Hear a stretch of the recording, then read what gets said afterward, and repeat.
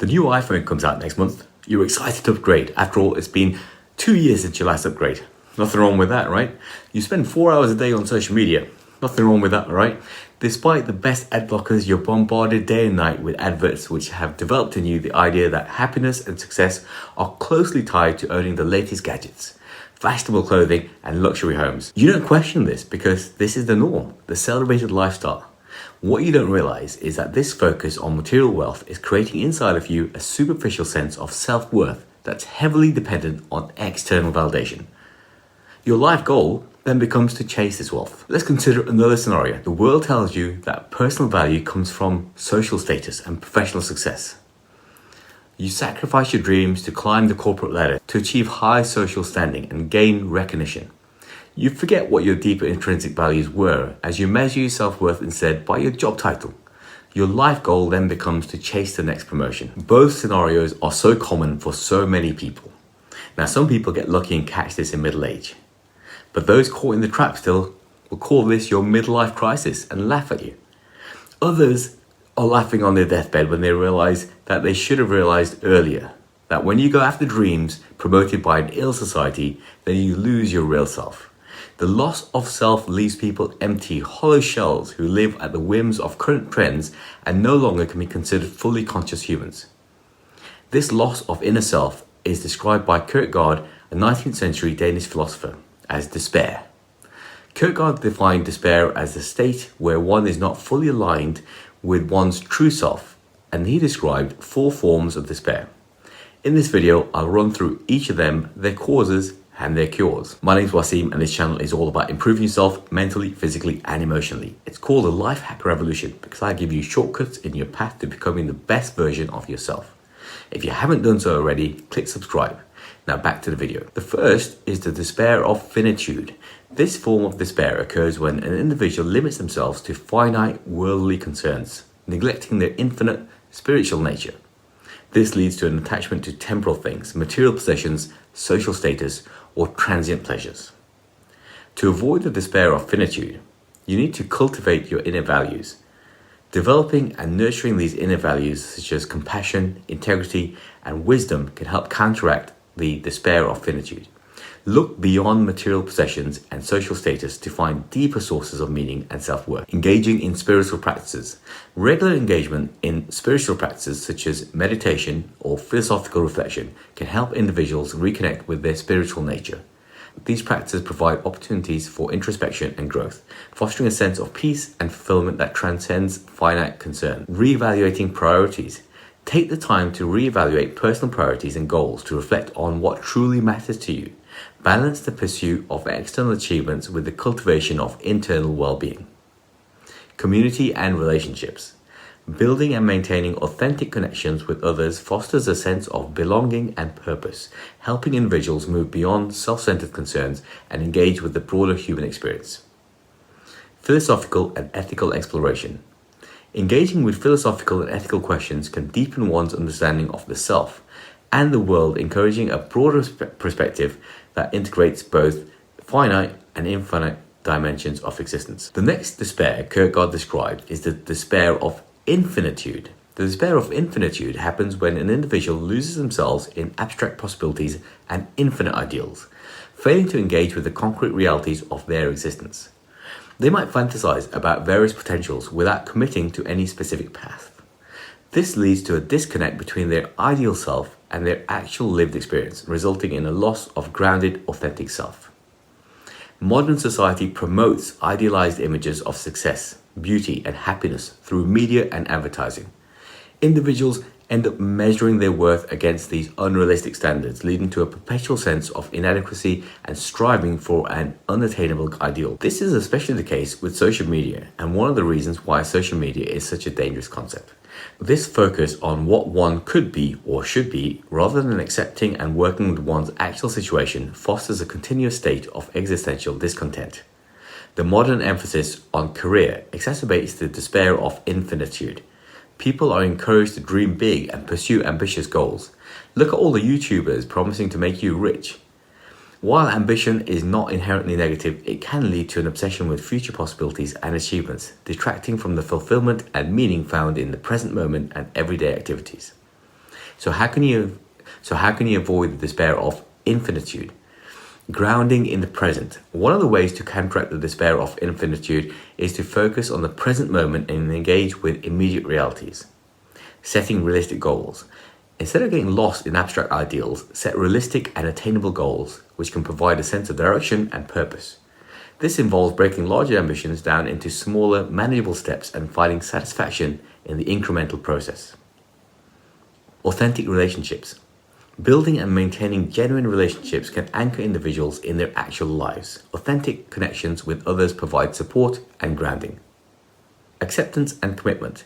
Embracing one's current situation and accepting one's limitations and imperfections while striving to live in accordance to one's principles. The balance between finite and infinite. Finding a balance between finite concerns and infinite aspirations means engaging with practical, everyday tasks while also nurturing one's spiritual and intellectual aspirations. The goal is to integrate these aspects harmoniously rather than allowing one to dominate the other and lead to despair. The third despair is the despair of defiance. The despair of defiance is marked by an active refusal to accept oneself. Individuals in this state are aware of their true self but reject it, rebelling against their inherent nature and limitations. This defiance against being what they are meant to be leads to a deeper form of despair where they struggle against the very essence of their existence. Modern culture often celebrates individualism, and in a world that emphasizes limitless potential, accepting one's limitations is seen as a form of weakness. This cultural narrative can lead individuals to reject their natural constraints, striving to transcend their human conditions in a way that is ultimately unattainable. This defiance against personal limitations can result in chronic dissatisfaction and a distorted sense of self. Advances in technology promote the idea of transcending human capabilities through artificial means. While these innovations offer benefits, they also reinforce the notion that the natural human condition is something to be overcome. This can lead to a defiant stance against one's biological and existential limitations, fostering a sense of alienation from one's inherent nature. Okay, so overcoming the despair of defiance. Accepting oneself. Overcoming the despair of defiance involves a deep acceptance of oneself, including one's limitations and inherent nature. This means recognizing that certain aspects of self are not merely imposed by external forces but are integral to one's identity and existence. Integration of freedom and limits. Finding a balance between personal freedom and acceptance of limitations is crucial. Embracing one's constraints as part of the human condition leads to a more integrated sense of self. This involves understanding that true freedom includes the freedom to accept and work within one's limits. Engaging with authentic values, identifying and committing to authentic personal values provides a sense of direction and purpose. Philosophical and spiritual reflection. Engaging in philosophical reflection can help individuals explore the deeper aspects of their existence and reconcile with their inherent nature. Community and support. Building supportive relationships and engaging with a community provides a sense of belonging and acceptance. Those connections can help you feel more grounded and less isolated in your existential struggle. The final one is the despair of weakness. In contrast to defiance, the despair of weakness is characterized by a passive resignation. Individuals feel overwhelmed by their limitations and challenges, leading to a sense of powerlessness and hopelessness. They might wish to be someone else, or they might wish to be somewhere else, perpetually dissatisfied with their own existence. Society imposes high expectations on individuals to achieve success, happiness, and perfection in various aspects of life, including career, relationships, personal development.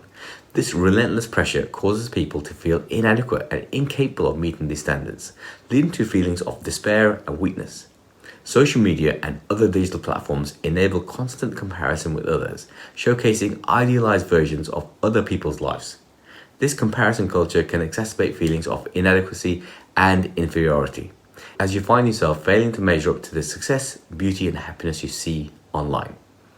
Economic and social disparities can intensify the despair or weakness. People facing poverty, unemployment, or social marginalization may feel trapped by their circumstances with little hope of improving their situation. This systemic oppression can lead to a profound sense of despair and powerlessness.